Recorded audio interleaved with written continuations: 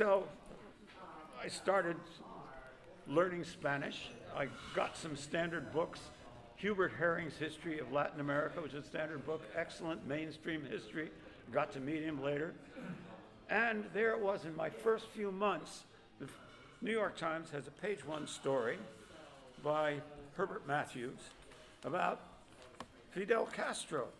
Fidel Castro had been declared dead on February 24th, 1956, a UPI dispatch. It said, Fidel Castro, the rebel leader, is dead. And the first sentence of Matthews' six-part series, or three-part series, to correct myself, was, Fidel Castro, the rebel leader of Cuba's youth, is alive and fighting hard in the rugged, almost impenetrable vastness of the Sierra Maestra. And that was the beginning. Raymont's UPI story. Sorry? It's probably Raymont's Yeah. UPI. No, Raymont wasn't there yet. I'll come to Raymont came later. So anyway, when I saw that, I said, hey, Cuba's really interesting. And I looked around to see if there was anyone who could help me. And they said, yeah, this 26th of July movement has a representative here. I said, oh, where do I find him? They gave me the name of a cleaning company. And I went, and there I met Ernesto Betancourt, who was working as a part-time as a cleaner and was the official representative of the 26th of July movement. And he was part of what we would later call the liberal democratic wing of the movement.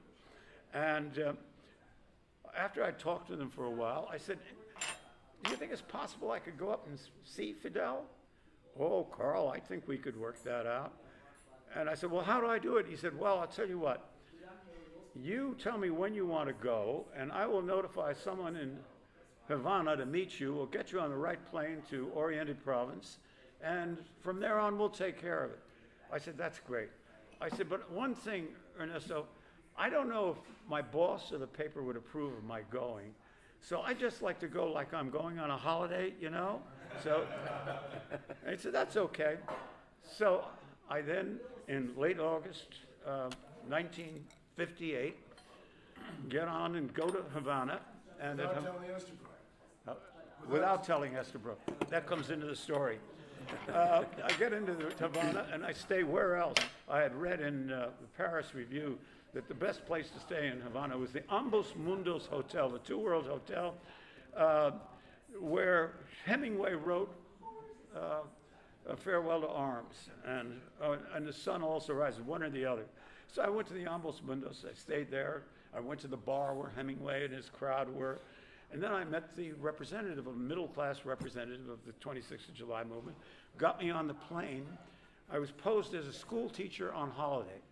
I get to Oriente Province, and there I'm all set to go into the hills when I'm conscience-stricken. I said, Jesus, that paper doesn't know where the hell I am. This is going to be a problem. Suppose something happens to me. So I sent a telegram to Estabrook, and it read very much like this. I have the actual copy. I've saved somewhere. I said, Dear Bob, business in our line is excellent. Have a possibility of making a deal, but involves seeing two brothers. And that means a side trip from Villahermosa, probably be out of touch for a week or more. He said, unless I hear from you within 48 hours, I will assume that you said okay. And then I left immediately. So the way it worked is you get into a car. A great foreign correspondent knows just how to play the Home Office. I got into a car with my guide, and we went through a series of checkpoints. And I was always identified as a school teacher or whatever on holiday and so on. And then we reached a crucial point where they let me off, and there I was met with a guy with a spare horse, two horses, one for me, and I started what was a 3-day hike up the Sierra Maestra to the rebel headquarters. On horseback. We went slowly uphill. Had you ever ridden a horse before? In Central Park. I'd ridden a veteran of Central Park. Anyway, I get up to the top, and there I'm introduced to Fidel, who greeted me, stretched out, El Comandante, on a sofa. And he said, oh, Meyer, he said, good to meet you. He said, you know, I just been reading a fascinating book. He said, he's a great reader. And he said, It's a book. You may not have heard of him, Curzio Malaparte. Oh, I said, I know about Curzio Malaparte. He was the great journalist chum of Mussolini. That's the guy.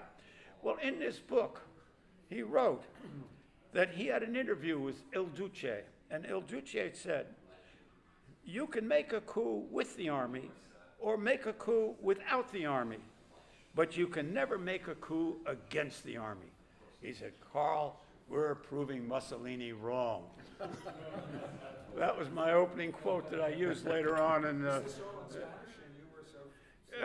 between Spanish and broken English. He spoke broken English, I spoke broken Spanish, and every now and then he would summon someone over to make a translation when there was something tricky on it.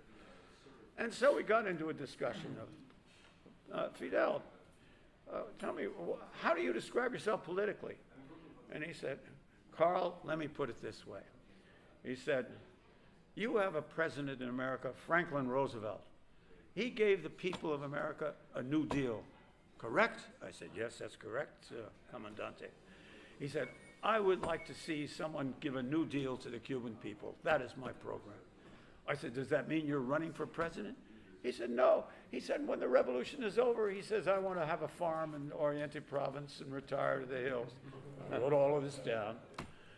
And I later discovered, and this is an important point because one of the first questions that anyone asks about is, how red was Fidel?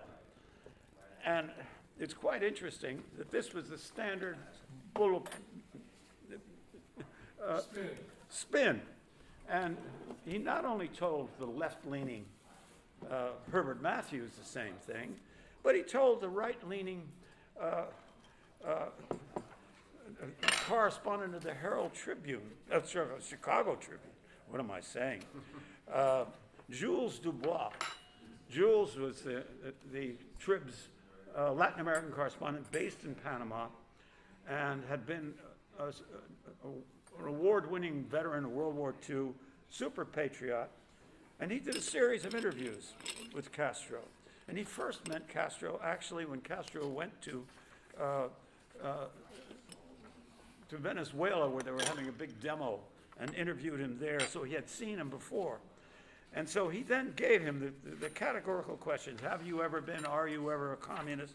And here, let's see, I want to get you Castro's response on this, because I think this is the thing. He said, I have never been, nor am I now, a communist. If I were, I would be brave enough to say it publicly. I don't recognize any judge in this world to whom anyone has to render an account of his ideas. Every man has a right to think in absolute liberty. I have often told how I think, but I understand that you, as a U.S. journalist, have to ask about communists. That was his answer. And then he said, I'll give you variations, that there's no logical reason why I should be called a communist. And here it's very important to make a historical note that the Cuban Communist Party opposed the 26th of July movement. They regarded it as a bourgeois nationalist, not a Marxist socialist movement. And that most of the key leaders of the 26th of July were aggrieved Democrats in revolt against Batista, who had allied themselves and found, as Matthew said, a young rebel hero in Fidel Castro.